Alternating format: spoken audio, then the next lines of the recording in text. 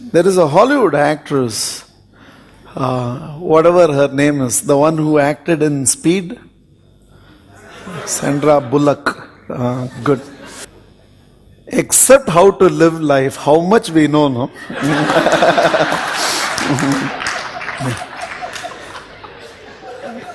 Now, one of the favorite phrases of Sandra Bullock is, "My life is under construction." So don't ask me, have I achieved, have I reached? It's still under construction. And I don't think that phrase befits anything more than relationship.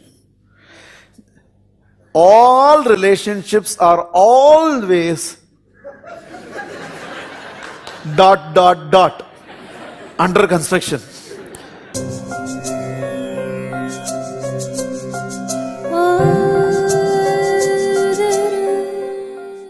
When a child compares with a sibling and says, "You love another more than me," the child is basically telling you, "You are not giving me the attention you are giving the other." That's all. The child doesn't understand this love and other things. It's just a language which the child uses, but the child is basically telling you. So you think your 8-year-old is still young enough for you to take into the lap and cuddle, and you have one very special language when you deal with those little ones. And for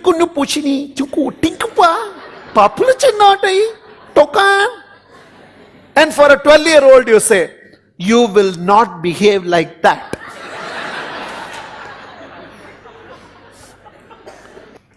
Your children are never too old for parental attention.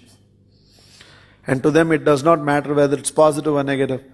Any time your child compares himself or herself with the sibling, they're just saying, "I need more attention."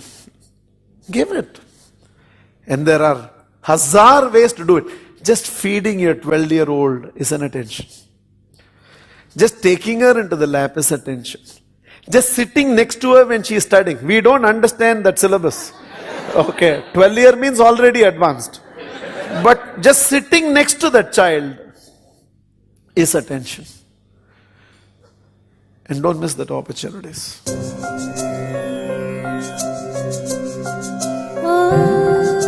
I remember an evening in Pune which expanded my belief about how I look at relationships.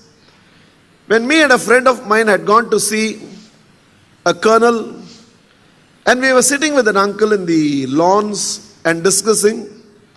After about half an hour of discussion, the uncle asked us, "Do you care for tea?" We never thought about it. Looked like he wanted tea, and we were just a context by which he could ask for tea. So he said, "Do you care for a tea?" We said, "Why not?" He immediately turned in the direction to shout to auntie who was inside the bungalow to ask for tea. And there he saw she was walking with a tray in hand with tea. As she approached us, the uncle told the auntie, "I was about to ask you for tea." And without battling an eyelid, the auntie said, "After 14 years of our marriage, if you have to ask me for tea and only then I bring, then there is no meaning to this relationship. I know what you want even before you ask."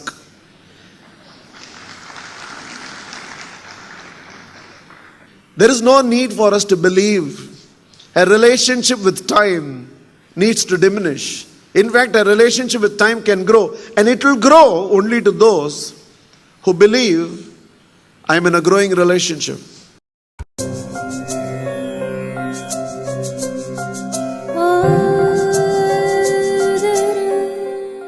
But I want all mothers sitting here to know this. Children who find it difficult to handle you being strict during the growing years actually develop tremendous attachment to you. They don't show it in the growing years. All adults sitting here, think about it.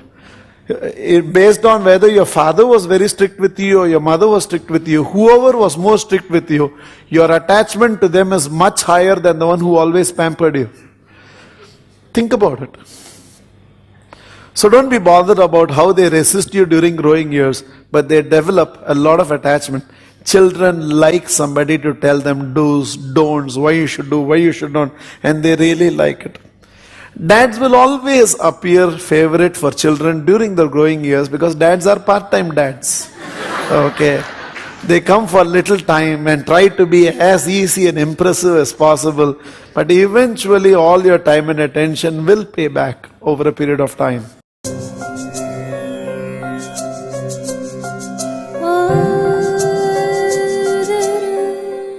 I have a very, very strong feeling about all of you who can be easily provoked into anger. I'm sorry, I don't want to hurt you, but truth be told, I can provoke a dog into barking whenever I want. If I do, it will start barking. It's an animal. It does not have the intelligence to understand, Jaan Pooch ke, he is provoking me, I should not bark. 100 times I can provoke the dog, it will start barking. If anybody in the world can provoke you into anger whenever they want, what are we? What are we? Who is the master of our emotions?